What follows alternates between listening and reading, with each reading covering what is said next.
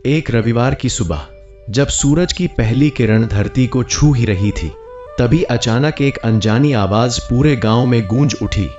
आज जो मेरी कथा नहीं सुनेगा उसका भाग्य अंधकार में डूब जाएगा। कि लोग घबराकर अपने घरों से बाहर निकल आए, लेकिन चारों ओर सिर्फ तेज चमकता सूरज और डरावना सन्नाटा था। उसी पल गांव के एक गरीब ब्राह्मण के जीवन में कुछ ऐसा होने वाला था जो उसकी किस्मत ही नहीं बल्कि पूरे गांव का भविष्य बदल देने वाला था। पर क्या वह इस चेतावनी को समझ पाएगा या अपनी सबसे बड़ी भूल कर बैठेगा? यही रहस्य इस कथा को अंत तक सुनने पर ही खुलने वाला है। गांव के किनारे एक छोटा सा कच्चा घर था जहां एक गरीब ब्राह्मण हरिदास अपनी पत्नी गीता के साथ रहता था। उसकी आंखों में हमेशा एक अजीब सा डर झलकता रहता था, मानो कोई अनजानी विपत्ति हर समय उसका पीछा कर रही हो। गांव वाले अक्सर कहते थे कि हरिदास पर किसी ग्रह की कड़ी दृष्टि है, लेकिन इसकी असली वजह कोई नहीं जानता था। एक रविवार की सुबह जब सूरज की पहली किरण धरती पर पड़ी तो अचानक उसके घर के सामने एक अजीब सा प्रकाश फैल गया। उसी प्रकाश के बीच एक गूंजती हुई आवाज आई, जो आज मेरी कथा नहीं सुनेगा उसका जीवन अंधकार में डूब जाएगा। हरिदास घबराकर बाहर आया, लेकिन वहां कोई नहीं था, केवल तेज धूप और गहरा सन्नाटा था। उसकी पत्नी गीता ने डरते हुए कहा कि यह जरूर कोई संकेत है और आज रविवार होने के कारण उन्हें सूर्य देव की पूजा करनी चाहिए। लेकिन हरिदास ने उसकी बात को हंसी में टाल दिया। उसने कहा कि जब खाने के लिए कुछ नहीं है तो पूजा कैसे करें, और इस तरह उसने उस चेतावनी को नजरअंदाज कर दिया जो आगे चलकर उसकी सबसे बड़ी भूल साबित होने वाली थी।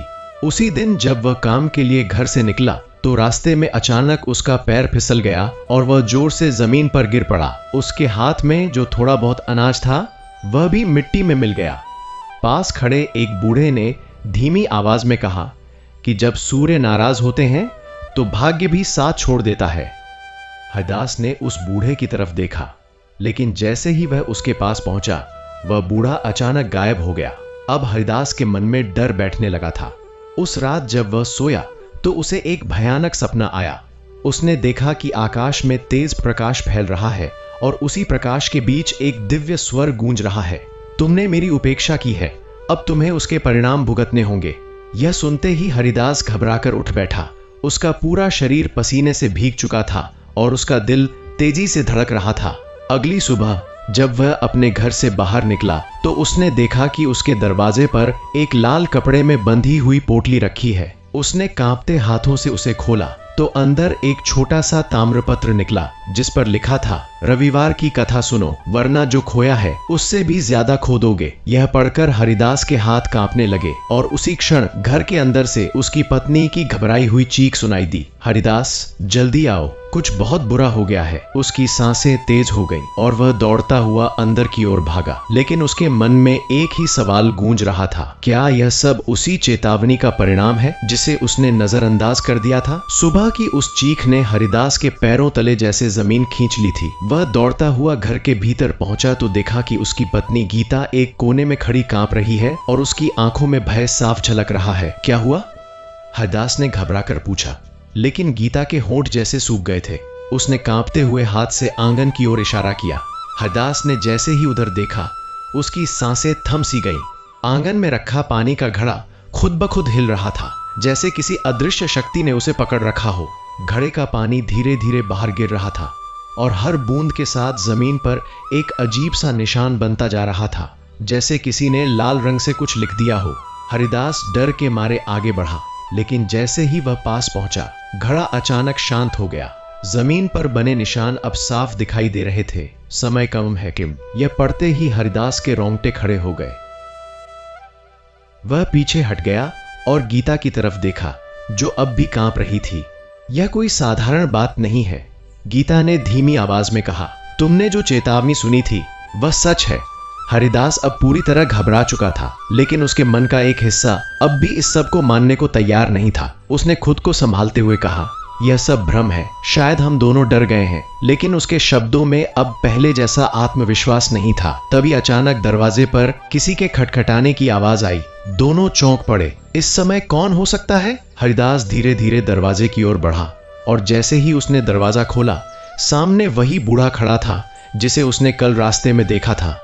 बूढ़े की आंखों में एक अजीब सी चमक थी, जैसे वह सब कुछ जानता हो। उसने बिना कुछ कहे हरिदास के हाथ में एक छोटा सा पात्र थमा दिया और बोला, जब तक समय है संभल जाओ। सूर्य की उपेक्षा करने वालों का अंत अच्छा नहीं होता। हरिदास कुछ पूछ पाता उससे पहले ही बूढ़ा मुड़कर चल दिया। हरिदास ने उसे रोकने की कोशिश की, लेकिन वह कुछ ही कदमों में आंखों से ओझल हो गया। हरिदास के हाथ में जो पात्र था वह हल्का सा गर्म महसूस हो रहा था। उसने उसे खोला तो अंदर कुछ चमकता हुआ दिखाई दिया। वह एक छोटा सा स्वर्ण कण था जो हल्की रोशनी छोड़ रहा था। गीता ने आश्चर्य से कहा, यह तो कोई साधारण चीज नहीं लगती, यह जरूर किसी दिव्य संकेत का हिस्सा है।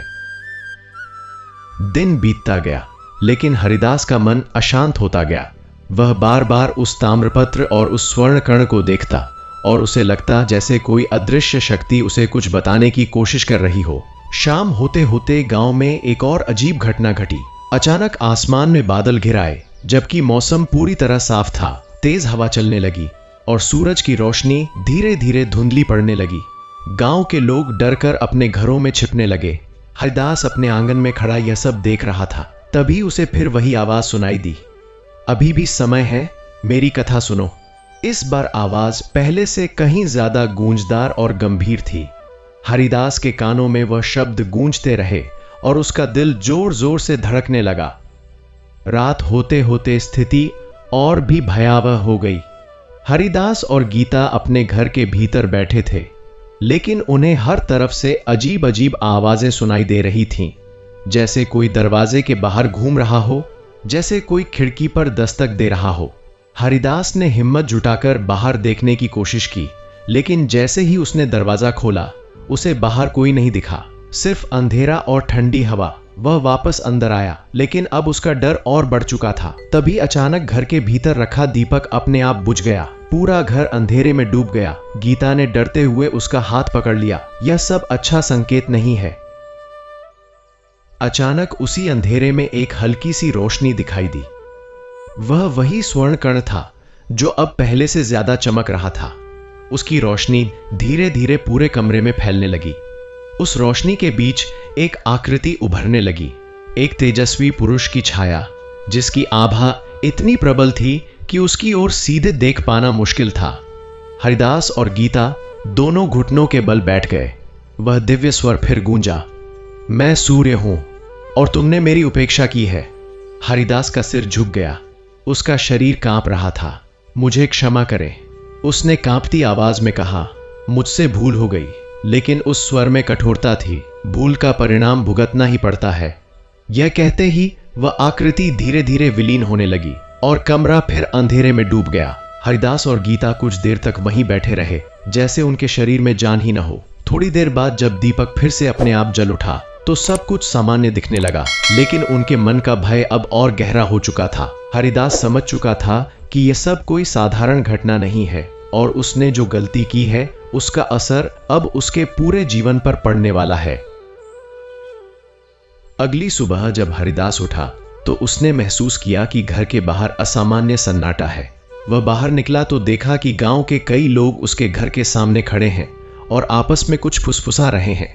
जैसे ही उन्होंने हरिदास को देखा, सबकी नजरें उसकी ओर उठ गईं। एक व्यक्ति आगे बढ़ा और बोला, हरिदास, रात को तुम्हारे घर से अजीब रोशनी निकल रही थी और हमने कुछ ऐसी आवाजें सुनी जो पहले कभी नहीं सुनी थी। हरिदास के पास कोई जवाब नहीं था, वह बस चुप खड़ा रहा। तभी भीड़ में से एक वृद्ध महिला आगे आई और बोली, बेटा, यह सब संकेत है। तुम्हें तुरंत सूर्य देव की कथा सुननी चाहिए, वरना जो होने वाला है उसे कोई नहीं रोक पाएगा। हरिदास अब पूरी तरह टूट चुका था। उसे महसूस हो रहा था कि समय उसके हाथ से निकलता जा रहा है। उसने गीता की ओर देखा, जिसकी आंखों में अब भी डर था, लेकिन साथ ही एक उम्मीद भी थी।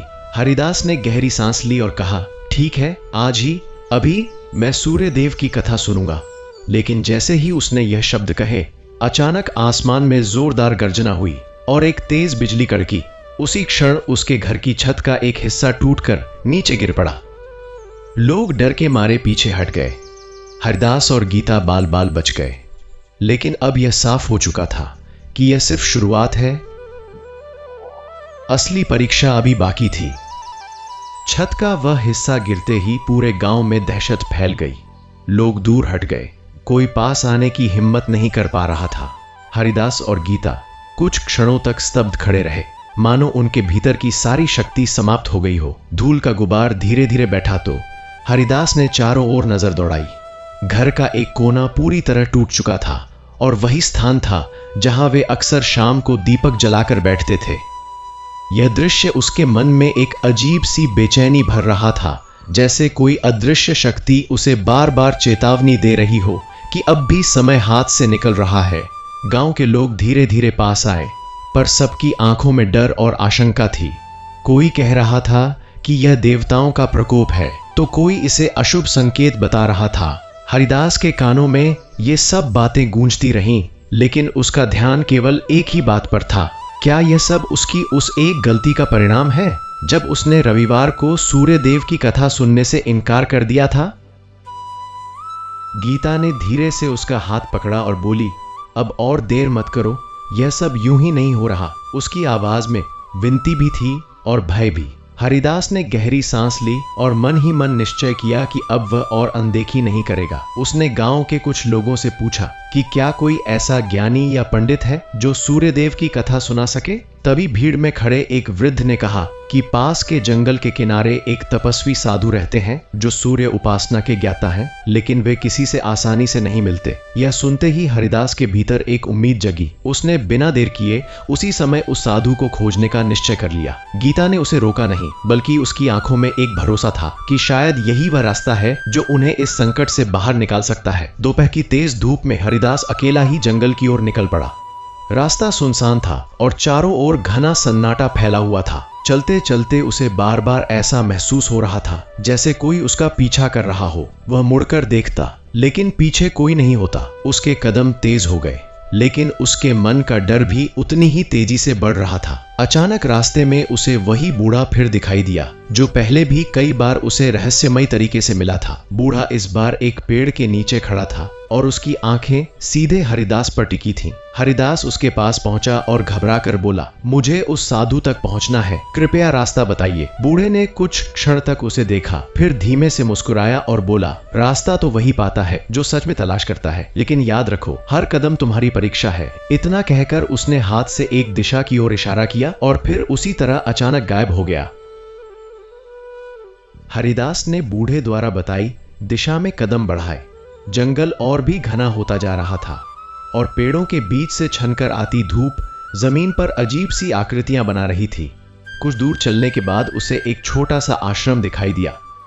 आश्रम के चारों ओर शांति थी, लेकिन उस शांति में भी एक गूढ़ रहस्य छिपा हुआ था। हरिदास धीरे धीरे आगे बढ़ा और आश्रम के द्वार पर पहुंचकर रुका। उसने अंदर झांका तो देखा कि एक वृद्ध साधु ध्यान में लीन बैठे हैं। उनके चारों ओर एक अद्भुत आभा फैली हुई थी जो सामान्य नहीं लग रही थी। हरिदास ने विनम्रता से उन्हें प्रणाम किया, लेकिन साधु ने आंखें नहीं खोली। कुछ क्षणों तक वह वहीं खड़ा रहा। फिर उसने अपनी सारी व्यथा कहनी शुरू कर दी। कैसे उसे चेतावनी मिली, कैसे उसने उसे अनदेखा किया और अब कैसे उसके जीवन में एक के बाद एक विचित्र घटनाएं हो रही हैं। उसकी बात समाप्त होते ही साधु ने धीरे धीरे अपनी आंखें खोली। उनकी दृष्टि गहरी और भेदने वाली थी, जैसे वे हरिदास के मन के भीतर तक देख रहे हों। कुछ क्षणों तक वे चुप रहे, फिर गंभीर स्वर में बोले, तुम्हें जो चेतावनी मिली थी वह कोई साधारण संकेत नहीं था, वह स्वयं सूर्य देव का आदेश था। यह सुनते ही हरिदास के रोंगटे खड़े हो गए। उसने सिर झुका लिया और बोला, मुझसे भूल हो गई, कृपा करके मुझे मार्ग दिखाइए। साधु ने कहा, मार्ग आसान नहीं है, क्योंकि जब देवता रुष्ट होते हैं तो केवल प्रार्थना से नहीं, बल्कि सच्चे पश्चाताप और कठिन परीक्षा से ही उनकी कृपा प्राप्त होती है। हरिदास ने दृढ़ स्वर में कहा, मैं हर परीक्षा के लिए तैयार हूं, बस मुझे इस संकट से मुक्ति चाहिए। साधु ने कुछ देर तक उसे देखा, फिर बोले, तो सुनो, तुम्हें 7 रविवार तक व्रत रखना होगा। हर सुबह सूर्य को अर्घ्य देना होगा और उनकी कथा पूरे श्रद्धा से सुननी होगी। लेकिन ध्यान रखना, इस मार्ग में तुम्हें ऐसे भ्रम और बाधाएं मिलेंगी जो तुम्हारे धैर्य और विश्वास को तोड़ने की कोशिश करेंगी। हरिदास ने बिना किसी संकोच के यह व्रत स्वीकार कर लिया। साधु ने उसे कुछ मंत्र और विधि बताई और चेतावनी दी कि यदि उसने बीच में हार मान ली तो परिणाम पहले से भी अधिक भयानक होंगे। हरिदास ने उन्हें प्रणाम किया और वापस लौटने लगा, लेकिन उसके मन में अब भी एक अनजाना भय था। क्या वह इस परीक्षा को पूरा कर पाएगा? जब वह गांव लौटा तो उसने देखा कि उसके घर के आसपास फिर से भीड़ जमा है। गीता उसे देखते ही दौड़कर आई और बोली, तुम्हारे जाने के बाद यहाँ और भी अजीब घटनाएं हुई। घर के भीतर से आवाजें आती रहीं और कई बार ऐसा लगा जैसे कोई अंदर चल रहा हो। हरिदास ने उसे शांत करने की कोशिश की और साधु द्वारा बताई सारी बातें उसे बताईं। गीता ने ध्यान से सुना और कहा, हमें पूरी श्रद्धा से यह व्रत करना होगा, चाहे कुछ भी हो जाए। उसी शाम से उन्होंने सूर्य देव की उपासना शुरू करने का निश्चय किया, लेकिन जैसे ही उन्होंने दीपक जलाया और मंत्रों का उच्चारण शुरू किया, अचानक तेज हवा चलने लगी और दीपक बार बार बुझने लगा, मानो कोई अदृश्य शक्ति उन्हें रोकने की कोशिश कर रही हो। हरिदास ने हिम्मत नहीं हारी। उसने बार बार दीपक जलाया और अपनी प्रार्थना जारी रखी। उसकी आवाज पहले धीमी थी, लेकिन धीरे धीरे उसमें दृढ़ता आने लगी। गीता भी उसके साथ बैठकर मंत्र दोहराने लगी। कुछ समय बाद हवा शांत हो गई और दीपक स्थिर जलने लगा। उस क्षण हरिदास को पहली बार महसूस हुआ कि शायद उसकी प्रार्थना सुनी जा रही है, लेकिन यह शांति ज्यादा देर तक नहीं रही। रात गहराते ही फिर वही अजीब आवाजें सुनाई देने लगी और इस बार वे पहले से भी ज्यादा डरावनी थीं। ऐसा लग रहा था जैसे कोई उनके घर के चारों ओर घूम रहा हो, उनकी हर हरकत पर नजर रख रहा हो। हरिदास और गीता पूरी रात जागते रहे। उनके मन में डर भी था और एक अडिग विश्वास भी कि उन्हें यह परीक्षा पूरी करनी ही होगी। जैसे तैसे रात बीती और जब सुबह की पहली किरण उनके आंगन में पड़ी तो हरिदास ने हाथ जोड़कर सूर्य की ओर देखा। उसकी आंखों में अब पहले जैसा भय नहीं था, बल्कि एक दृढ़ निश्चय था। लेकिन उसी क्षण उसे फिर वही आवाज सुनाई दी, पहले से भी अधिक गूंजदार और रहस्यमयी, परीक्षा अभी शुरू हुई है। यह सुनते ही उसका दिल जोर से धड़कने लगा, क्योंकि अब उसे समझ आ चुका था कि आगे का मार्ग और भी कठिन और रहस्यमय होने वाला है। अगली सुबह की वह आवाज हरिदास के मन में गूंजती ही रही। परीक्षा अभी शुरू हुई है। उसके भीतर एक अजीब सा कंपन था, जैसे उसे आने वाले समय का अंदेशा हो। फिर भी उसने अपने संकल्प को कमजोर नहीं होने दिया। उसने गीता के साथ मिलकर सूर्य को अर्घ्य देने की तैयारी शुरू की। जैसे ही उसने जल से भरा लोटा हाथ में लिया और सूर्य की ओर उठाया, अचानक उसके हाथ कांपने लगे।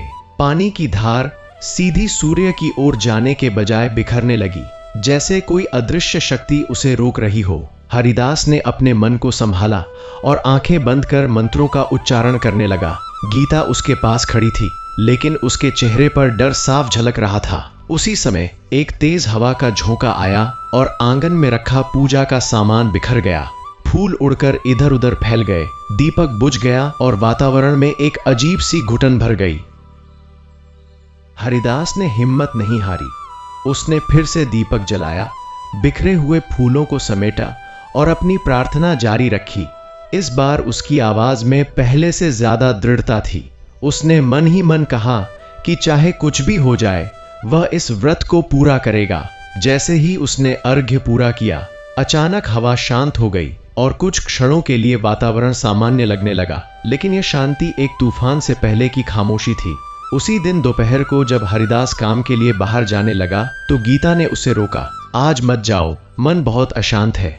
लेकिन घर की हालत ऐसी थी कि बिना काम के गुजारा मुश्किल था। हरिदास ने उसे समझाया और बाहर निकल पड़ा, लेकिन उसे यह नहीं पता था कि यह कदम उसके लिए एक नई मुसीबत लेकर आने वाला है। जैसे ही वह गांव के बाहर पहुंचा, उसे रास्ते में कुछ अजीब दिखाई दिया। एक पेड़ के नीचे कुछ लोग खड़े थे और आपस में धीमी आवाज में बात कर रहे थे। हरिदास ने ध्यान से देखा तो पाया कि वे गांव के ही लोग थे, लेकिन उनके चेहरे पर एक अजीब सी कठोरता थी जो उसने पहले कभी नहीं देखी थी। जैसे ही वह उनके पास से गुजरने लगा, उनमें से एक ने उसका रास्ता रोक लिया और बोला, सुना है तुमने सूर्य देव को नाराज कर दिया है। उसकी आवाज में एक अजीब सी ठंडक थी। हरिदास ने कुछ कहने की कोशिश की, लेकिन शब्द उसके गले में अटक गए। तभी दूसरा व्यक्ति बोला, ऐसे लोग पूरे गांव के लिए अशुभ होते हैं।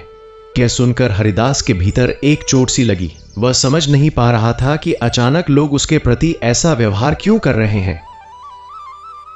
वह बिना कुछ बोले वहां से आगे बढ़ गया, लेकिन उसके मन में एक भारीपन आ गया था। काम पर पहुंचकर भी उसका ध्यान बार बार उसी घटना पर जा रहा था। तभी अचानक एक और हादसा हुआ। जिस काम के लिए उसे मजदूरी मिलनी थी, वह काम अचानक बंद हो गया। मालिक ने कह दिया कि अब उसकी जरूरत नहीं है। हरिदास के पैरों तले जमीन खिसक गई। पहले से ही तंगी में जी रहा उसका परिवार अब और बड़ी मुश्किल में पड़ गया था। वह निराश होकर घर लौटने लगा, लेकिन रास्ते में उसे फिर वही बूढ़ा दिखाई दिया। इस बार बूढ़े के चेहरे पर गंभीरता थी। उसने कहा, जब परीक्षा शुरू होती है तो सबसे पहले इंसान का सहारा छिनता है, ताकि वह अपने विश्वास को पहचान सके। हरिदास ने दुखी स्वर में पूछा, क्या यह सब मेरी गलती की सजा है? बूढ़ा बोला, सजा नहीं, सीख है, लेकिन हर सीख आसान नहीं होती। घर लौटते समय हरिदास का मन भारी था। जैसे ही वह घर के पास पहुंचा, उसने देखा कि गीता बाहर बैठी रो रही है। वह दौड़कर उसके पास गया और पूछा, क्या हुआ? गीता ने रोते हुए बताया कि घर में रखा सारा अनाज अचानक खराब हो गया है, जैसे किसी ने उसमें सड़न भर दी हो। यह सुनकर हरिदास के भीतर एक और झटका लगा। अब उनके पास खाने के लिए भी कुछ नहीं बचा था। दोनों कुछ देर तक चुप बैठे रहे, मानो शब्दों ने उनका साथ छोड़ दिया हो। लेकिन फिर हरिदास ने गहरी सांस ली और कहा, यह सब हमें तोड़ने के लिए हो रहा है, लेकिन अगर हम टूट गए तो सब खत्म हो जाएगा। गीता ने उसकी ओर देखा। उसकी आंखों में आंसू थे, लेकिन अब उनमें एक हल्की सी दृढ़ता भी थी। शाम होते होते दोनों ने फिर से पूजा की तैयारी की। इस बार उनका मन पहले से ज्यादा भारी था, लेकिन उनका संकल्प भी उतना ही मजबूत था। जैसे ही उन्होंने दीपक जलाया और मंत्रों का उच्चारण शुरू किया, अचानक घर के अंदर से एक तेज आवाज आई, जैसे कुछ भारी चीज गिर गई हो। दोनों चौंक कर अंदर भागे, लेकिन अंदर सब कुछ सामान्य था। यह देखकर उनका डर और बढ़ गया, क्योंकि अब उन्हें समझ नहीं आ रहा था कि यह सब वास्तव में हो रहा है या कोई अदृश्य शक्ति उनके साथ खेल रही है। हरिदास ने खुद को संभाला और कहा, डरने से कुछ नहीं होगा, हमें अपना व्रत पूरा करना है। रात गहराने लगी और साथ ही वातावरण में एक अजीब सी बेचैनी भी बढ़ने लगी। हरिदास और गीता सोने की कोशिश कर रहे थे, लेकिन उन्हें बार बार ऐसा लग रहा था जैसे कोई उनके पास खड़ा हो। अचानक गीता ने धीरे से कहा, क्या तुम्हें भी ऐसा लग रहा है कि कोई हमें देख रहा है? हरिदास ने कुछ नहीं कहा, लेकिन उसके मन में भी वही भावना थी। तभी अचानक खिड़की अपने आप खुल गई और ठंडी हवा का तेज झोंका अंदर आया। दोनों डर के मारे उठ बैठे। खिड़की के बाहर अंधेरा था, लेकिन उस अंधेरे में उन्हें एक छाया सी हिलती हुई दिखाई दी। हरिदास ने हिम्मत जुटाकर बाहर झांका, लेकिन वहां कुछ भी नहीं था। वह वापस अंदर आया, लेकिन अब उसके मन में एक अजीब सा डर बैठ चुका था। उसने गीता से कहा, जो भी हो रहा है वह हमारी परीक्षा है और हमें इसे पार करना ही होगा। गीता ने सिर हिलाया, लेकिन उसकी आंखों में अब भी डर था। उसी समय फिर वही आवाज गूंजी, धीमी लेकिन स्पष्ट, विश्वास बनाए रखो वरना सब कुछ खो दोगे। यह आवाज पहले की तुलना में कम कठोर थी, लेकिन उसमें एक चेतावनी साफ झलक रही थी। हरिदास ने हाथ जोड़ लिए और मन ही मन प्रार्थना की कि उसे इस परीक्षा को पार करने की शक्ति मिले। रात का बाकी समय जैसे तैसे बीता। सुबह होते ही हरिदास ने फिर से सूर्य को अर्घ्य देने की तैयारी की। इस बार उसके हाथ पहले की तरह नहीं कांप रहे थे। उसकी आंखों में अब डर के साथ साथ एक अडिग विश्वास भी था। उसने जल अर्पित किया और मन ही मन कहा कि चाहे कितनी भी कठिनाइयां आएं, वह पीछे नहीं हटेगा। लेकिन जैसे ही उसने यह संकल्प लिया, अचानक आकाश में काले बादल छा गए और सूरज पूरी तरह ढक गया। चारों ओर अंधेरा फैल गया, मानो दिन में ही रात उतर आई हो। गांव के लोग घबराकर इधर उधर भागने लगे। हरिदास ने आकाश की ओर देखा और उसके मन में एक ही विचार आया, क्या यह आने वाले किसी बड़े संकट का संकेत है? आकाश में छाए उन काले बादलों ने पूरे गांव को भय और अनिश्चितता में डुबो दिया था। दिन के उजाले में अचानक छा गया अंधेरा, जैसे किसी बड़े अनिष्ट की आहट दे रहा था। हरिदास आंगन में खड़ा आकाश की ओर देख रहा था। उसके हाथ अब भी अर्घ्य देने की मुद्रा में जुड़े हुए थे, लेकिन उसकी आंखों में चिंता की गहरी रेखाएं उभर आई थीं। गीता उसके पास आकर खड़ी हो गई और बोली, यह सब सामान्य नहीं है, ऐसा तो हमने कभी नहीं देखा। अचानक तेज गर्जना हुई और बिजली आसमान को चीरती हुई निकली, मानो प्रकृति स्वयं क्रोधित हो उठी हो। उसी क्षण हरिदास को साधु की बात याद आई। मार्ग आसान नहीं है, हर कदम तुम्हारी परीक्षा है। यह सोचते ही उसने अपने भीतर हिम्मत जुटाई और मन ही मन संकल्प दोहराया कि चाहे कुछ भी हो जाए वह पीछे नहीं हटेगा। कुछ ही देर में तेज बारिश शुरू हो गई, लेकिन यह बारिश भी अजीब थी। पानी की बूंदें जमीन पर गिरते ही काले निशान छोड़ रही थीं। गांव के लोग अपने अपने घरों में छिप गए, लेकिन हरिदास और गीता के मन में अब एक ही सवाल था, क्या यह सब उनके कारण हो रहा है? तभी अचानक दरवाजे पर जोर जोर से दस्तक होने लगी। दोनों चौंक पड़े। इस तूफान में कौन आ सकता है? हरिदास ने सावधानी से दरवाजा खोला तो सामने वही बूढ़ा खड़ा था, लेकिन इस बार उसका रूप पहले से अलग था। उसके कपड़े भीगे हुए थे, लेकिन उसकी आंखों में एक तेज था जो सामान्य नहीं था। वह अंदर आया और बिना समय गंवाए बोला, समय बहुत कम है, अगर अभी भी नहीं संभले तो सब कुछ नष्ट हो जाएगा।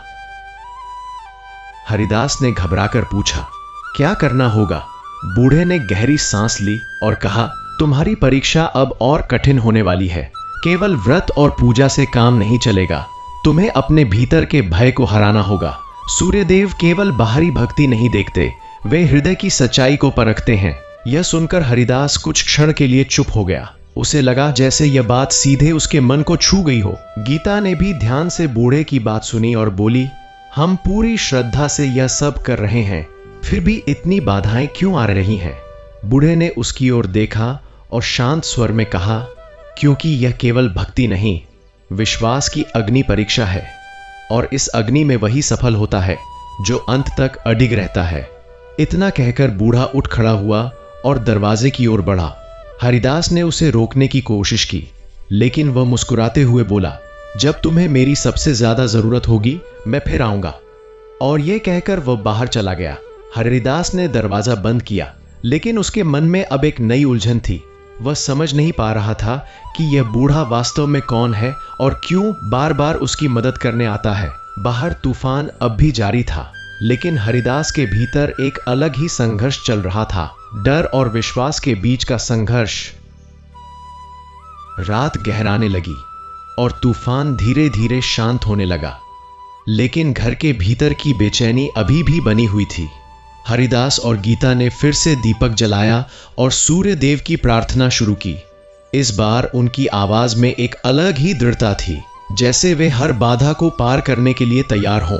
लेकिन तभी अचानक घर के कोने में रखा एक पुराना संदूक अपने आप खुल गया। दोनों की नजरें उधर गईं। संदूक के अंदर से हल्की सी रोशनी निकल रही थी। हरिदास धीरे धीरे उसके पास गया और जैसे ही उसने अंदर झांका वह चौंक गया। अंदर एक पुरानी पांडुलिपि रखी थी जो पहले कभी उसने नहीं देखी थी। तो उसने कांपते हाथों से पांडुलिपि उठाई और खोली। उसमें सूर्य देव की कथा और व्रत की विधि विस्तार से लिखी हुई थी। हरिदास की आंखें चमक उठीं। यह वही है जिसकी हमें जरूरत थी, उसने उत्साह से कहा। गीता ने भी उसे ध्यान से देखा और बोली, शायद यह स्वयं देवताओं की कृपा है। लेकिन उसी क्षण पांडुलिपि के पन्ने अपने आप पलटने लगे और एक पृष्ठ पर आकर रुक गए। उस पृष्ठ पर लाल अक्षरों में लिखा था, सावधान, यह मार्ग आसान नहीं, जो डगमगाएगा वह सब कुछ खो देगा। यह पढ़ते ही दोनों के चेहरे पर फिर से चिंता छा गई। हरिदास ने उस चेतावनी को गंभीरता से लिया, लेकिन अब उसके भीतर एक नया विश्वास भी जाग चुका था। उसने तय किया कि वह इस पांडुलिपि में लिखी हर बात का पालन करेगा। अगले दिन से उसने और गीता ने और भी अधिक श्रद्धा और नियम के साथ व्रत और पूजा शुरू की। लेकिन जैसे जैसे वे इस मार्ग पर आगे बढ़ रहे थे, वैसे वैसे उनकी परीक्षाएं भी कठिन होती जा रही थीं। एक दिन जब हरिदास अर्घ्य दे रहा था, अचानक उसकी आंखों के सामने अंधेरा छा गया और उसे कुछ दिखाई देना बंद हो गया। वह घबरा गया, लेकिन उसने अपनी प्रार्थना नहीं रोकी। कुछ क्षणों बाद उसकी दृष्टि वापस आ गई, लेकिन यह अनुभव उसे अंदर तक हिला गया। दिन बीतते गए और हरिदास की परीक्षा लगातार कठिन होती गई। कभी उसे अजीब अजीब सपने आते तो कभी उसे ऐसा लगता जैसे कोई उसे लगातार देख रहा हो। गीता भी इन घटनाओं से डर जाती, लेकिन वह हरिदास का साथ नहीं छोड़ती। दोनों ने मिलकर यह तय किया कि चाहे कुछ भी हो जाए वे इस व्रत को पूरा करेंगे। लेकिन उन्हें यह नहीं पता था कि असली परीक्षा अभी बाकी है, एक ऐसी परीक्षा जो उनके विश्वास, उनके धैर्य और उनके प्रेम तीनों को एक साथ परखने वाली थी। एक रात जब दोनों गहरी नींद में थे, अचानक घर के भीतर तेज रोशनी फैल गई। हरिदास की आंख खुली तो उसने देखा कि वही दिव्य आकृति फिर से प्रकट हुई है, लेकिन इस बार उसकी आभा पहले से कहीं अधिक प्रबल थी। वह स्वर फिर गूंजा, तुम आगे बढ़ रहे हो, लेकिन अभी तुम पूरी तरह शुद्ध नहीं हुए हो। हरिदास घबराकर उठ बैठा और बोला, मुझे मार्ग दिखाइए। तभी वह स्वर और गंभीर हो गया, तुम्हें अपने सबसे प्रिय का त्याग करना होगा। यह सुनते ही हरिदास का दिल जैसे थम गया।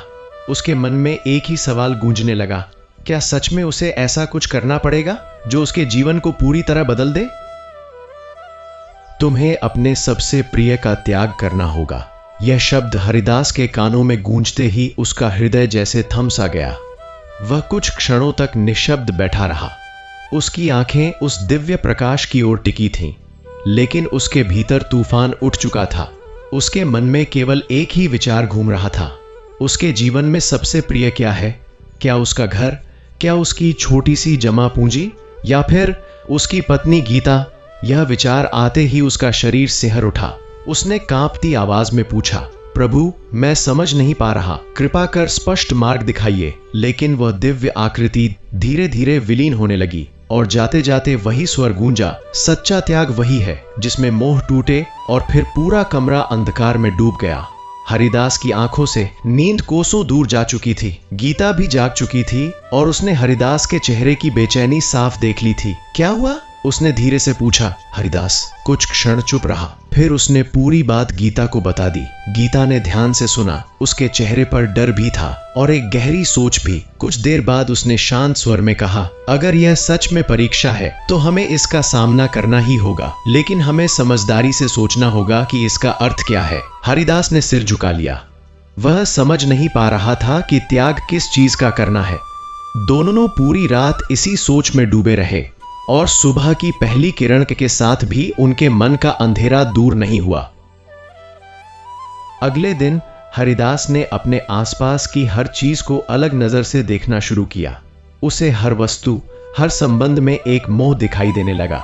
उसने अपने पुराने सामान को देखा, कुछ बर्तन, कुछ कपड़े और वह छोटा सा संदूक जिसमें वह अपनी थोड़ी सी जमा पूंजी रखता था।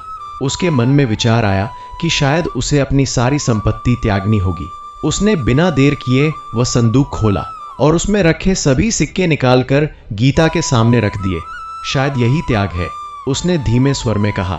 गीता ने उसकी ओर देखा और बोली, अगर यह सही है तो हमें इसे दान कर देना चाहिए। दोनों ने मिलकर गांव के जरूरतमंद लोगों को वह सब कुछ बांट दिया। उस क्षण उन्हें लगा कि शायद उन्होंने परीक्षा का पहला चरण पार कर लिया है। लेकिन उसी रात फिर कुछ अजीब हुआ। जैसे ही वे सोने की कोशिश कर रहे थे, वही आवाज फिर गूंजी, इस बार पहले से भी अधिक कठोर। यह केवल शुरुआत थी, असली त्याग अभी बाकी है। यह सुनते ही हरिदास का दिल जोर से धड़कने लगा। उसने घबराकर चारों ओर देखा, लेकिन वहां कोई नहीं था। अब उसे समझ आ चुका था कि यह परीक्षा इतनी आसान नहीं होने वाली। उसने गीता की ओर देखा और पहली बार उसके मन में एक भयावह विचार आया, क्या उसे गीता का त्याग करना होगा? यह सोचते ही उसकी आंखों में आंसू आ गए। वह इस विचार को सहन नहीं कर पा रहा था। अगले दिन हरिदास बेहद उदास था। गीता ने उसकी हालत समझ ली थी, लेकिन उसने कुछ नहीं कहा। वह जानती थी कि यह संघर्ष हरिदास को खुद ही पार करना होगा। दिन भर हरिदास चुपचाप बैठा रहा, जैसे किसी गहरे विचार में डूबा हो। शाम को जब उसने सूर्य देव की पूजा शुरू की तो उसकी आवाज में पहले जैसी दृढ़ता नहीं थी। वह बार बार विचलित हो रहा था। तभी अचानक तेज हवा चली और दीपक बुझ गया। यह देखकर हरिदास के मन का संतुलन टूट गया। उसने पहली बार गुस्से में कहा, मैं और क्या करूं? मैंने सब कुछ त्याग दिया, फिर भी यह सब क्यों हो रहा है? उसकी आवाज में पीड़ा थी, लेकिन साथ ही एक गहरा भ्रम भी। उसी क्षण घर के भीतर एक तेज प्रकाश फैला और वही दिव्य स्वर गूंजा, त्याग वस्तुओं का नहीं, मन का होता है। यह सुनते ही हरिदास जैसे स्तब्ध रह गया।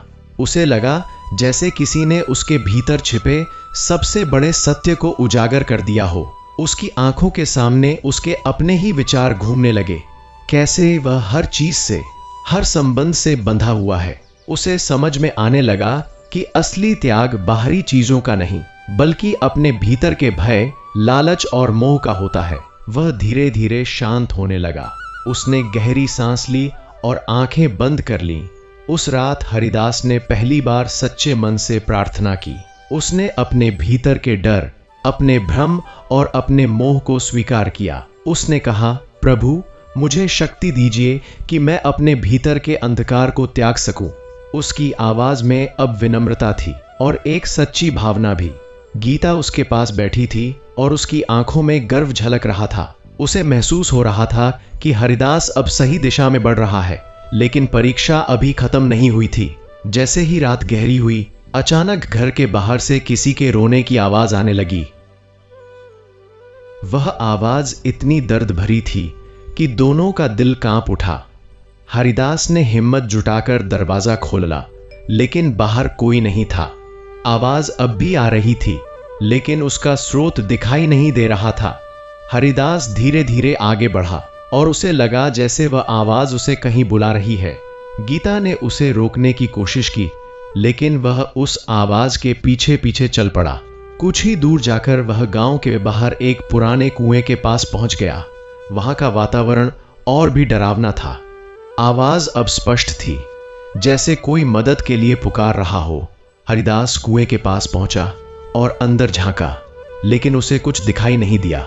तभी अचानक उसके पीछे से वही आवाज आई, क्या तुम सच में त्याग के लिए तैयार हो?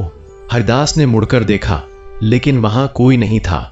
उसका दिल जोर से धड़क रहा था, लेकिन इस बार उसके चेहरे पर डर के साथ साथ एक अजीब सी शांति भी थी। उसने दृढ़ स्वर में कहा, हां, अगर यही मार्ग है तो मैं तैयार हूं। जैसे ही उसने यह कहा, अचानक कुएं के अंदर से एक तेज रोशनी निकली और चारों ओर फैल गई। हरिदास कुछ समझ पाता उससे पहले ही वह रोशनी उसके चारों ओर घूमने लगी और उसी क्षण उसे महसूस हुआ कि उसकी असली परीक्षा अब शुरू होने वाली है। कुएं से उठी वह तेज रोशनी कुछ ही क्षणों में पूरे वातावरण पर छा गई और हरिदास को ऐसा लगा जैसे उसके पैरों के नीचे की जमीन खिसक रही हो। वह संभलने की कोशिश करता रहा, लेकिन उसके चारों ओर घूमती वह दिव्य आभा उसे एक अलग ही संसार में खींचती जा रही थी। अचानक सब कुछ शांत हो गया।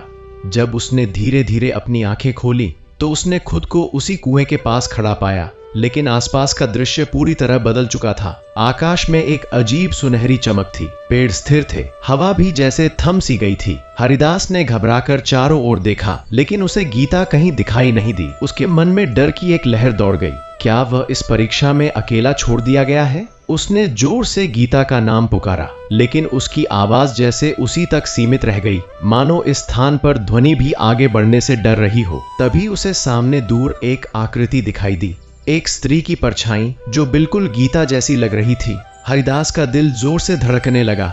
वह तेजी से उसकी ओर बढ़ा, लेकिन जितना वह आगे बढ़ता वह आकृति उतनी ही दूर होती जाती। रुको गीता, उसने पुकारा, लेकिन कोई उत्तर नहीं मिला।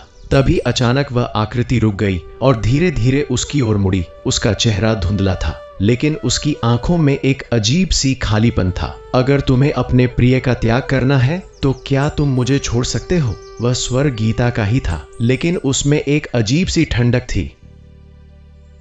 हरिदास के कदम वहीं थम गए। उसके भीतर जैसे तूफान उठ खड़ा हुआ। वह इस सवाल का जवाब कैसे दे? उसने कांपती आवाज में कहा, मैं तुम्हें कैसे छोड़ सकता हूं? तुम ही तो मेरा सब कुछ होगी।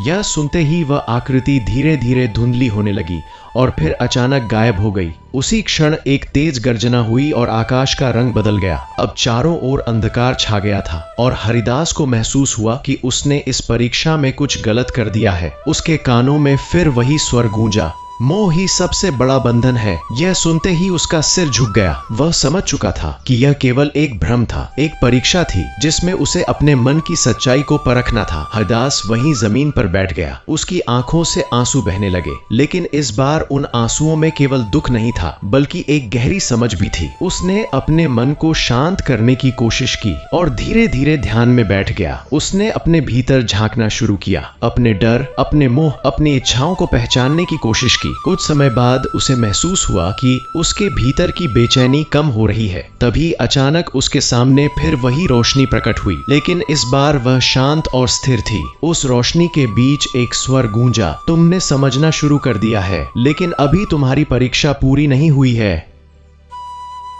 इतना सुनते ही वह रोशनी फिर से फैल गई और हरिदास को ऐसा लगा जैसे वह वापस अपने गांव की ओर खिंच रहा है। जब उसने आंखें खोली तो वह फिर से उसी कुएं के पास खड़ा था। रात का अंधेरा अब भी छाया हुआ था, लेकिन उसके भीतर कुछ बदल चुका था। वह धीरे धीरे घर की ओर लौटा। गीता दरवाजे पर खड़ी उसका इंतजार कर रही थी। उसे देखते ही वह दौड़कर उसके पास आई और बोली, तुम कहां चले गए थे? मैं बहुत डर गई थी। हरिदास ने उसे देखा और इस बार उसके चेहरे पर एक अलग ही शांति थी। उसने कुछ नहीं कहा, बस गीता का हाथ थाम लिया। अगले दिन हरिदास ने पहले से भी अधिक श्रद्धा के साथ सूर्य देव की पूजा की। उसकी प्रार्थना अब केवल शब्द नहीं रह गई थी, बल्कि उसके हृदय की सच्ची भावना बन चुकी थी। लेकिन परीक्षा अभी समाप्त नहीं हुई थी। उसी दिन गांव में एक और बड़ी विपत्ति आ गई। अचानक कई लोगों के घरों में आग लग गई। चारों ओर अफरा तफरी मच गई। लोग पानी डालकर आग बुझाने की कोशिश कर रहे थे, लेकिन आग बढ़ती ही जा रही थी। हरदास यह सब देख रहा था और उसके मन में एक ही सवाल था, क्या यह भी उसी परीक्षा का हिस्सा है? वह बिना देर किए लोगों की मदद के लिए दौड़ पड़ा। उसने अपनी जान की परवाह किए बिना आग बुझाने में हाथ बंटाया। गीता भी उसके साथ थी। दोनों मिलकर दूसरों की सहायता कर रहे थे, जैसे अपनी परेशानी को भूल गए हों। कुछ समय बाद जब आग पर काबू पाया गया तो गांव के लोग हरिदास की ओर देखने लगे। उनके चेहरे पर अब पहले जैसा संदेह नहीं था, बल्कि एक सम्मान झलक रहा था। तभी भीड़ में से वही बूढ़ा फिर सामने आया। उसने हरिदास की ओर देखा और मुस्कुराकर कहा, अब तुम सही मार्ग पर हो। हरिदास ने बूढ़े की ओर देखा और उसके शब्दों को समझने की कोशिश की। बूढ़ा आगे बोला, त्याग केवल अपने लिए नहीं होता, जब तुम दूसरों के लिए जीना सीख लेते हो तभी सच्ची भक्ति शुरू होती है। यह सुनकर हरिदास के मन में एक नई रोशनी जगी। उसे समझ में आने लगा था कि उसकी परीक्षा केवल व्यक्तिगत नहीं थी, बल्कि उसे एक बड़े उद्देश्य के लिए तैयार किया जा रहा था। लेकिन तभी बूढ़े का चेहरा अचानक गंभीर हो गया। उसने धीमे स्वर में कहा, लेकिन याद रखो, सबसे कठिन परीक्षा अभी बाकी है। यह सुनते ही हरिदास का दिल फिर से तेज धड़कने लगा। उसने पूछा, और क्या बाकी है?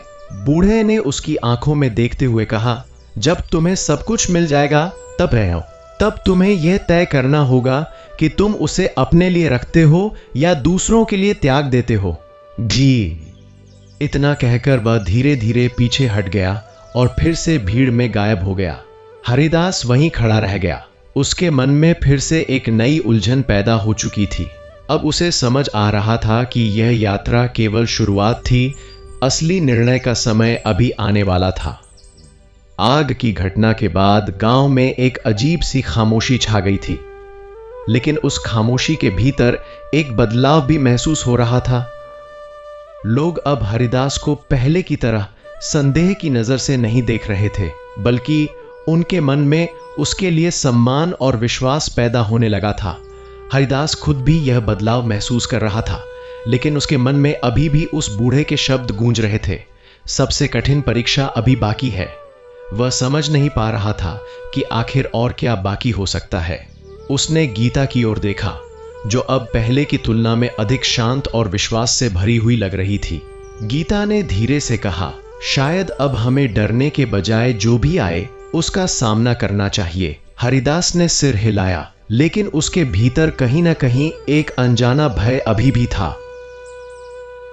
अगले कुछ दिनों तक सब कुछ सामान्य सा प्रतीत हुआ। हरिदास और गीता ने पूरे नियम और श्रद्धा के साथ रविवार का व्रत और सूर्य देव की कथा सुनना जारी रखा। धीरे धीरे उनके जीवन में छोटे छोटे सकारात्मक बदलाव भी आने लगे। एक दिन अचानक एक व्यापारी गांव में आया और उसने हरिदास को काम देने की पेशकश की। यह काम पहले से बेहतर था और उससे अच्छी आमदनी होने लगी। कुछ ही समय में उनके घर की स्थिति सुधरने लगी। जहां पहले तंगी थी वहां अब थोड़ी राहत दिखाई देने लगी। गांव के लोग भी अब उनकी मदद करने लगे। हरदास को लगा कि शायद अब उसकी परीक्षा समाप्त हो गई है और सूर्य देव की कृपा उस पर बरसने लगी है। लेकिन यही वह क्षण था जहां उसकी असली परीक्षा शुरू होनी थी। जैसे जैसे उसकी स्थिति सुधरती गई वैसे वैसे उसके मन में एक नया भाव जन्म लेने लगा। संतोष के साथ साथ एक हल्का सा गर्व। वह सोचने लगा कि यह सब उसकी मेहनत और उसके संकल्प का परिणाम है। धीरे धीरे उसकी प्रार्थना में वह विनम्रता कम होने लगी जो पहले थी। गीता ने इस बदलाव को महसूस किया और एक दिन उसने हरिदास से कहा, हमें यह नहीं भूलना चाहिए कि यह सब हमें कृपा से मिला है। लेकिन हरिदास ने उसकी बात को हल्के में लिया और कहा, हाँ लेकिन हमारी मेहनत भी तो है इसमें। यह कहते हुए उसे खुद भी एहसास नहीं हुआ कि उसके भीतर अहंकार की एक छोटी सी चिंगारी जन्म ले चुकी है। उसी रात जब वह सो रहा था उसे फिर वही दिव्य स्वर सुनाई दिया, इस बार पहले से भी अधिक गंभीर और कठोर। क्या तुम भूल गए कि यह सब किसकी कृपा से में मिला है? हरिदास घबराकर उठ बैठा। उसका दिल जोर जोर से धड़क रहा था। उसने चारों ओर देखा लेकिन कोई नहीं था। उसी क्षण उसके मन में डर की एक लहर दौड़ गई। उसे महसूस हुआ कि शायद वह फिर से उसी गलती की ओर बढ़ रहा है जिससे उसकी सारी परेशानियां शुरू हुई थीं। अगले दिन सुबह जब वह अर्घ्य देने गया तो उसने देखा कि उसका लोटा हाथ से छूटकर गिर गया और सारा जल जमीन पर फैल गया। यह देखकर उसका मन अशांत हो उठा। उस दिन से फिर अजीब घटनाएं शुरू होने लगी। जो काम उसे मिला था उसमें अचानक बाधाएं आने लगी। व्यापारी ने बिना किसी कारण के उसकी मजदूरी कम कर दी। घर में छोटी छोटी बातों पर विवाद होने लगे। गीता और हरिदास के बीच भी कभी कभी तकरार हो जाती जो पहले कभी नहीं होती थी। हरिदास समझ नहीं पा रहा था कि यह सब अचानक क्यों हो रहा है। तभी एक दिन वह फिर उसी बूढ़े से मिला। इस बार बूढ़े के चेहरे पर गंभीरता थी। उसने हरिदास की ओर देखा और कहा, जब इंसान अपनी सफलता को अपना समझने लगता है तो वह फिर से उसी अंधकार में गिरने लगता है जिससे वह बाहर निकला था। यह सुनकर हरिदास के भीतर जैसे कुछ टूट गया। उसे अपनी गलती का एहसास होने लगा। उसने सिर झुका लिया और बोला, मुझसे फिर भूल हो गई। बूढ़े ने शांत स्वर में कहा, गलती करना बुरा नहीं लेकिन उसे पहचान कर सुधारना जरूरी है। यह कहकर उसने हरिदास को एक छोटा सा दीपक दिया और कहा, इसे हर रविवार जलाना और याद रखना, यह दीपक केवल प्रकाश नहीं बल्कि तुम्हारे भीतर के अंधकार को दूर करने का प्रतीक है। हरिदास ने श्रद्धा से वह दीपक लिया और घर लौट आया।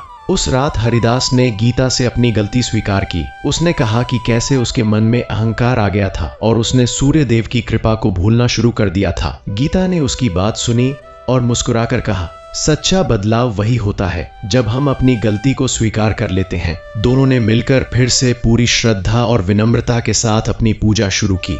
इस बार उनकी प्रार्थना में पहले से कहीं अधिक सच्चाई थी। हरदास ने मन ही मन संकल्प लिया कि अब वह कभी भी अपने अहंकार को अपने ऊपर हावी नहीं होने देगा। लेकिन परीक्षा अभी पूरी तरह समाप्त नहीं हुई थी। कुछ ही दिनों बाद एक नई घटना घटी जिसने सब कुछ फिर से बदल दिया। गांव में एक धनी व्यक्ति आया जिसने हरिदास को एक बड़ी जिम्मेदारी देने का प्रस्ताव रखा। यह काम इतना बड़ा था कि अगर वह इसे स्वीकार कर लेता तो उसकी सारी गरीबी हमेशा के लिए खत्म हो सकती थी। लेकिन इस काम के साथ एक शर्त भी थी। उसे अपने गांव को छोड़कर दूसरे स्थान पर जाना होगा और वहां बसना होगा। यह सुनकर हरिदास के मन में एक नया द्वंद्व शुरू हो गया। एक तरफ उसका परिवार और उसका गांव था जहां उसने अपने जीवन की सबसे कठिन परीक्षाएं झेली थीं, और दूसरी तरफ एक ऐसा अवसर था जो उसकी जिंदगी को पूरी तरह बदल सकता था। गीता ने उसकी ओर देखा और कहा, यह निर्णय आसान नहीं है। हरिदास चुप रहा क्योंकि उसके मन में वही बूढ़े के शब्द गूंज रहे थे, जब तुम्हें सब कुछ मिल जाएगा तब तुम्हें यह तय करना होगा कि तुम उसे अपने लिए रखते हो या दूसरों के लिए त्याग देते हो। अब उसे समझ आ गया था कि यही उसकी सबसे बड़ी परीक्षा है और इस बार उसका एक निर्णय ही उसके पूरे जीवन की दिशा तय करने वाला था। धनी व्यक्ति के प्रस्ताव ने हरिदास के मन में गहरा द्वंद्व पैदा कर दिया था। रात भर वह सो नहीं पाया। एक ओर उसके सामने वह अवसर था जो उसकी गरीबी को हमेशा के लिए समाप्त कर सकता था, और दूसरी ओर उसका गांव, उसकी मिट्टी और वे लोग थे जिनके साथ उसने अपने जीवन के सबसे कठिन दिन बिताए थे। गीता ने उसे समझाने की कोशिश की, लेकिन उसने कोई सलाह नहीं दी। वह जानती थी कि यह निर्णय हरिदास को स्वयं ही लेना होगा। सुबह होते ही हरिदास आंगन में बैठा सूर्य की ओर देखने लगा। उसकी आंखों में प्रश्न थे, मन में उलझन थी और हृदय में एक भारीपन। उसने अर्घ्य दिया, लेकिन आज उसकी प्रार्थना में शब्द कम और मौन अधिक था। दिन बीतता गया और गांव के लोग भी इस प्रस्ताव के बारे में जान गए। कुछ लोगों ने उसे सलाह दी कि वह यह अवसर छोड़ना मूर्खता होगी, जबकि कुछ ने कहा कि उसे गांव नहीं छोड़ना चाहिए। हरिदास हर किसी की बात सुनता, लेकिन उसके भीतर का निर्णय अब भी स्पष्ट नहीं हो पा रहा था। तभी शाम के समय वही बूढ़ा फिर से उसके सामने प्रकट हुआ। इस बार उसके चेहरे पर एक गंभीर शांति थी। उसने हरिदास की ओर देखा और कहा, तुम्हारी सबसे बड़ी परीक्षा अब सामने है। यह निर्णय तुम्हारे भाग्य को ही नहीं, तुम्हारे कर्मों को भी दिशा देगा। हरिदास ने झुककर उससे पूछा, मुझे क्या करना चाहिए? बूढ़े ने हल्की मुस्कान के साथ कहा, जो सही लगे वही करो, लेकिन यह मत भूलो कि सच्चा सुख केवल अपने लिए जीने में नहीं, बल्कि दूसरों के लिए जीने में है। यह कहकर बूढ़ा धीरे धीरे अदृश्य हो गया और हरिदास वहीं खड़ा रह गया। उसके मन में एक नई स्पष्टता जन्म लेने लगी थी। उसने अपने जीवन के पिछले दिनों को याद किया, कैसे वह संकटों से घिरा हुआ था, कैसे उसने हर परीक्षा को पार किया और कैसे गांव के लोगों ने अंततः उसका साथ दिया। उसे महसूस हुआ कि यह गांव केवल उसकी जगह नहीं, बल्कि उसकी पहचान है। उसी क्षण उसने निर्णय ले लिया। वह घर लौटा और गीता के सामने बैठकर बोला, मैं यह अवसर छोड़ दूंगा, मैं इस गांव को नहीं छोड़ सकता। गीता ने उसकी आंखों में देखा और मुस्कुराई। उसके चेहरे पर संतोष साफ झलक रहा था। अगले दिन जब वह उस धनी व्यक्ति से मिलने गया तो उसने विनम्रता से उसका प्रस्ताव ठुकरा दिया। यह सुनकर वह व्यक्ति हैरान रह गया। उसने कहा, तुम जानते हो कि तुम क्या खो रहे हो? हरिदास ने शांत स्वर में उत्तर दिया, हाँ, लेकिन मैं यह भी जानता हूं कि मैं क्या बचा रहा हूं। उसके शब्दों में एक दृढ़ता थी जो उसके भीतर के परिवर्तन को दर्शा रही थी। धनी व्यक्ति कुछ क्षण तक उसे देखता रहा, फिर उसने सिर हिलाया और बिना कुछ कहे वहां से चला गया। हरिदास ने जब पीछे मुड़कर देखा तो उसे ऐसा लगा जैसे उसके मन का एक भारी बोझ उतर गया हो। लेकिन जैसे ही वह घर लौटा, एक और अजीब घटना घटी। अचानक गांव में एक संदेशवाहक आया जो सीधे हरिदास के घर पहुंचा। उसके साथ कुछ सैनिक भी थे। गांव के लोग घबरा गए। संदेशवाहक ने ऊंची आवाज में कहा, राजा ने हरिदास को दरबार में बुलाया है। यह सुनते ही सब लोग चौंक गए। हरिदास खुद भी हैरान था, राजा को उसके बारे में कैसे पता चला? गीता ने उसकी ओर देखा। उसकी आंखों में चिंता थी, लेकिन साथ ही एक विश्वास भी। हरिदास ने गहरी सांस ली और जाने की तैयारी करने लगा। कुछ ही समय बाद वह राजा के महल में पहुंचा। महल की भव्यता देखकर वह चकित रह गया, लेकिन उसके मन में अब भी एक शांति थी। उसे दरबार में ले जाया गया, जहां राजा अपने सिंहासन पर बैठे थे। राजा ने उसकी ओर देखा और कहा, तुम्हारे बारे में बहुत कुछ सुना है, तुम्हारी परीक्षा, तुम्हारा त्याग और तुम्हारी भक्तियां। हरिदास ने सिर झुका लिया। राजा आगे बोले, हम यह जानना चाहते हैं कि तुमने इतना बड़ा अवसर क्यों ठुकरा दिया? हरिदास ने विनम्रता से उत्तर दिया, क्योंकि मेरे लिए मेरा गांव और मेरे लोग अधिक महत्वपूर्ण हैं। उसके शब्दों में सच्चाई थी और वह सीधे राजा के हृदय को छू गई। राजा कुछ क्षणों तक मौन रहे, फिर उनके चेहरे पर एक हल्की मुस्कान आई। उन्होंने कहा, तुमने जो किया वह आसान नहीं था और यही तुम्हारी सबसे बड़ी परीक्षा थी। यह सुनकर हरिदास के मन में एक अजीब सी शांति फैल गई। तभी अचानक दरबार के बीचों बीच एक तेज प्रकाश प्रकट हुआ। सब लोग चौंक गए। उस प्रकाश के बीच वही दिव्य आभा उभरने लगी जिसे हरिदास पहले भी देख चुका था। वह स्वर फिर गूंजा, अब तुम्हारी परीक्षा पूर्ण हुई। यह सुनते ही हरिदास की आंखों में आंसू आ गए। उस दिव्य प्रकाश में सूर्य देव का स्वर गूंज रहा था, तुमने अपने भय को हराया, अपने मोह को समझा, अपने अहंकार को त्यागा और अंत में अपने स्वार्थ को भी छोड़ दिया। यही सच्ची भक्ति है। पूरा दरबार उस अद्भुत दृश्य को देख रहा था। हरिदास और गीता के जीवन की सारी कठिनाइयां जैसे एक क्षण में अर्थपूर्ण हो गई थीं। लेकिन तभी वह स्वर फिर गूंजा, लेकिन यह अंत नहीं, यह एक नई शुरुआत है। यह सुनते ही हरिदास के मन में एक नया प्रश्न जन्म लेने लगा, अब आगे क्या होने वाला है। दरबार में फैली उस दिव्य आभा ने जैसे समय को थाम लिया था। हरिदास सिर झुकाए खड़ा था, उसकी आंखों से अश्रु बह रहे थे, लेकिन उन अश्रुओं में अब भय नहीं था, केवल कृतज्ञता और शांति थी। सूर्य देव का स्वर पुनः गूंजा, हरिदास, तुमने जो मार्ग चुना वह कठिन था, लेकिन वही सच्चा था।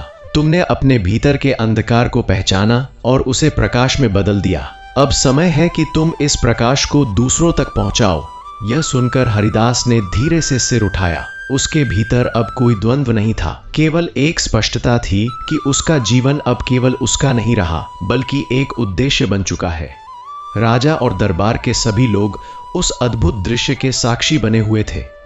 राजा अपने सिंहासन से उठे और हरिदास के पास आकर बोले, आज से तुम केवल एक साधारण ब्राह्मण नहीं रहे, तुम उस सत्य के वाहक हो जिसे लोग जीवन भर खोजते हैं।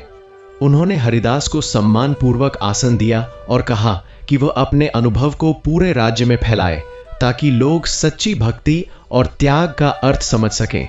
हरिदास ने विनम्रता से सिर झुका लिया और कहा, महाराज, मैं केवल एक साधन हूं, जो कुछ भी हुआ वह सूर्य देव की कृपा से हुआ। उसकी यह विनम्रता देखकर सभी लोग और भी प्रभावित हो गए। जब हरिदास और गीता अपने गांव लौटे तो वहां का दृश्य बिल्कुल अलग था। गांव के लोग पहले से ही उनके स्वागत के लिए एकत्रित थे। जैसे ही हरिदास गांव में प्रवेश किया, लोगों ने उसका सम्मान किया और उससे एक आदर्श के रूप में देखने लगे। हरिदास ने सभी को इकट्ठा किया और शांत स्वर में अपनी पूरी कथा सुनाई। कैसे उसने चेतावनी को अनदेखा किया, कैसे उसने कठिनाइयों का सामना किया और कैसे उसने अंततः अपने भीतर के दोषों को पहचाना और त्याग किया। उसकी कथा सुनकर कई लोगों की आंखों में आंसू आ गए और उनके मन में भी एक नई जागरूकता उत्पन्न हुई। उस दिन से हरिदास ने अपने गांव में हर रविवार सूर्य देव की कथा सुनाने की परंपरा शुरू की। वह स्वयं सभी को अर्घ्य देने की विधि सिखाता, व्रत का महत्व समझाता और सबसे जरूरी सच्चे विश्वास और विनम्रता का संदेश देता। धीरे धीरे यह परंपरा पूरे गांव में फैल गई। लोग हर रविवार एकत्रित होते, कथा सुनते और अपने जीवन में सकारात्मक परिवर्तन महसूस करते। जो गांव कभी भय और संकट से घिरा हुआ था, वही अब शांति और समृद्धि का केंद्र बन गया था। समय के साथ हरिदास का नाम दूर दूर तक फैलने लगा। लोग अन्य गांवों और नगरों से उसकी कथा सुनने आने लगे। हरिदास ने कभी भी इस प्रसिद्धि को अपने सिर पर नहीं चढ़ने दिया। वह हमेशा यही कहता, यह मेरी नहीं, सूर्य देव की महिमा है। उसकी सादगी और सच्चाई लोगों के हृदय को छू जाती। गीता भी उसके साथ हर कदम पर खड़ी रही और दोनों मिलकर इस कार्य को आगे बढ़ाते रहे। उनके जीवन में अब कोई भय नहीं था, केवल संतोष और सेवा का भाव था। एक दिन कई वर्षों बाद जब हरिदास वृद्ध हो चुका था, वह अपने आंगन में बैठा सूर्य को अर्घ्य दे रहा था। उसकी आंखों में वही शांति थी जो उसने अपनी यात्रा के अंत में पाई थी। तभी उसे फिर वही दिव्य स्वर सुनाई दिया, इस बार कोमल और स्नेह से भरा हुआ, हरिदास, तुम्हारा कार्य पूर्ण हुआ। उसने मुस्कुराकर आंखें बंद कर ली।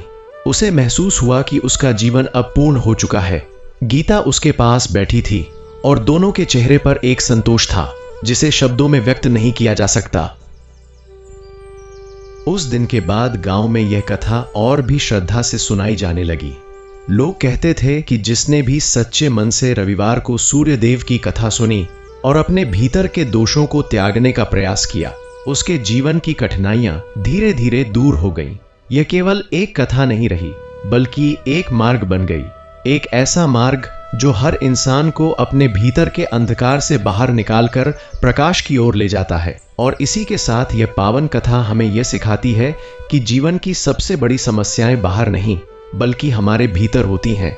हमारा भय, हमारा अहंकार और हमारा मोह। जब हम इनसे मुक्त हो जाते हैं तभी सच्ची शांति और सुख प्राप्त होता है। रविवार को सूर्य देव की कथा सुनना केवल एक धार्मिक कर्म नहीं, बल्कि एक आत्मिक यात्रा है जो हमें हमारे वास्तविक स्वरूप से जोड़ती है। इस प्रकार हरिदास की यह अद्भुत यात्रा समाप्त होती है, लेकिन उसका का संदेश आज भी जीवित है कि सच्ची भक्ति वही है जिसमें त्याग हो, विनम्रता हो और दूसरों के लिए जीने का भाव हो। जो इस मार्ग पर चलता है उसके जीवन की अंधकारमय राहें भी धीरे धीरे प्रकाश से भर जाती हैं, और यही इस कथा का सच्चा सार है। दर्शक बंधु, यह सूर्य देव की पावन कथा यहीं समाप्त नहीं होती, क्योंकि सूर्य नारायण की महिमा अनंत है। वे हर उस जीवन में प्रकाश बनकर विराजते हैं जहां श्रद्धा की किरण जागती है और विश्वास का उजाला फैलता है। आज हमने जाना कि कैसे सूर्य देव अपने भक्त की परीक्षा लेते हैं, उसे अज्ञान के अंधकार से निकालकर सत्य और प्रकाश के मार्ग पर चलाते हैं, और अंत में उसे वही प्रदान करते हैं जिसका वह सच्चे मन से अधिकारी होता है। यदि आज की इस कथा ने आपके जीवन में सूर्य देव के प्रति आस्था को और प्रगाढ़ किया, यदि आपके मन में नई ऊर्जा, साहस और सकारात्मकता का संचार हुआ, तो हम आपसे एक छोटा सा निवेदन करते हैं कि इस वीडियो को लाइक करें, चैनल सनातनी ज्ञान को सब्सक्राइब करें और बेल आइकन अवश्य दबाएं, क्योंकि प्रकाश बांटने से बढ़ता है और भक्ति सुनने से गहरी होती है। दर्शक बंधु, हम फिर मिलेंगे एक नई कथा, एक नई सीख और सूर्य देव के एक और दिव्य चमत्कार के साथ। तब तक के लिए सूर्य नारायण आपके जीवन से सभी कष्ट, रोग और अंधकार दूर करें और आपके घर में ऊर्जा, आरोग्य और समृद्धि का वास करें। जय सूर्य देव, ओ सूर्याय नमः। जय सनातन धर्म।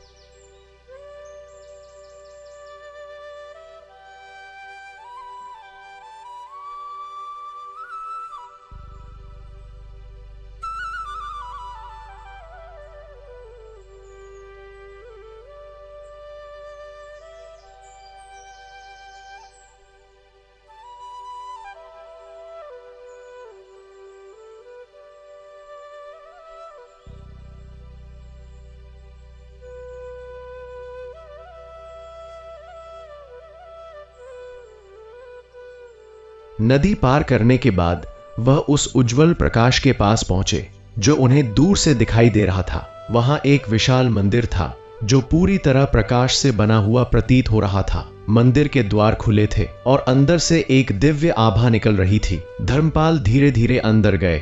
जैसे ही उन्होंने मंदिर में प्रवेश किया, उन्हें ऐसा महसूस हुआ जैसे वह किसी और ही लोक में आ गए हैं। वहां कोई मूर्ति नहीं थी, कोई पुजारी नहीं था, केवल एक गहरी शांति और एक अदृश्य उपस्थिति थी। अचानक उनके सामने एक प्रकाश पुंज प्रकट हुआ जो धीरे धीरे एक रूप लेने लगा। वह वही दिव्य शक्ति थी जिसकी छाया उन्होंने पहले देखी थी, लेकिन इस बार उसका रूप और भी अधिक तेजस्वी और स्पष्ट था। धर्मपाल तुरंत समझ गए कि वह स्वयं शनि देव के साक्षात रूप के सामने खड़े हैं। धर्मपाल ने तुरंत झुककर प्रणाम किया और कहा, प्रभु, मैंने आपकी हर परीक्षा को स्वीकार किया। मैंने अपने अहंकार, अपने भय और अपने मोह का त्याग किया। अब मुझे बताइए कि मेरा कर्तव्य क्या है। शनि देव ने गंभीर लेकिन शांत स्वर में कहा, तुमने बहुत कुछ सीखा है धर्मपाल, लेकिन अभी तुम्हें एक अंतिम सत्य को समझना बाकी है। यह कहते ही उनके सामने एक नया दृश्य प्रकट हुआ। इस बार उन्होंने अपने राज्य को देखा, लेकिन यह वह उजड़ा हुआ राज्य नहीं था जिसे उन्होंने पहले देखा था। यह एक समृद्ध, खुशहाल और संतुलित राज्य था जहां लोग सुखी थे और हर ओर शांति थी। यह देखकर धर्मपाल आश्चर्यचकित रह गए। उन्होंने पूछा, यह कैसे संभव है? मैंने तो अपना राज्य छोड़ दिया था। शनि देव ने उत्तर दिया, क्योंकि तुमने अपने भीतर परिवर्तन किया और जब एक शासक बदलता है तो उसका प्रभाव पूरे राज्य पर पड़ता है।